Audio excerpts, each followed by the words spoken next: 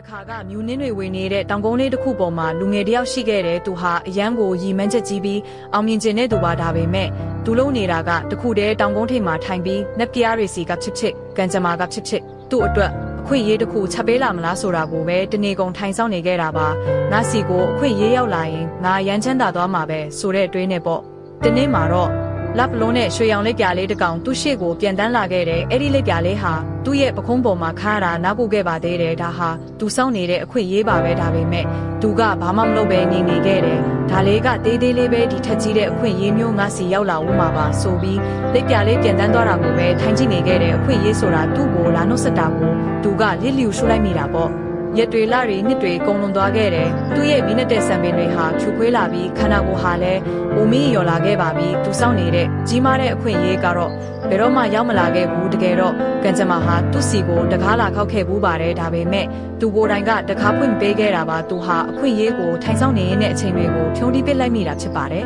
ဒီဇလန်လေးကပေးခြင်းတဲ့တင်ခန်းစာကတော့အခွင့်အရေးဆိုတာကောင်းကင်ကကြားလာမဲ့မိုးရင်မဟုတ်ပါဘူးအခွင့်အရေးဆိုတာကိုယ်တိုင်ဖန်တီးယူရတဲ့အရာပါတင်းငယ်တဲ့အခွင့်အရေးလေးကိုစုပ်ကင်ပြီးစူးစမ်းတဲ့သူကမှနောက်ထပ်ကြီးမားတဲ့အခွင့်အရေးတွေကိုရရှိတာဖြစ်ပါတယ်အခုပဲထိုင်ဆောင်မနေပဲတည့်ရဲ့ပထမဆုံးခြေလှမ်းကိုစတင်လိုက်ပါအောင်မြင်မှုဆိုတာစူးစမ်းသူတွေအတွက်ပဲအမြဲတမ်းနေရာရှိနေလို့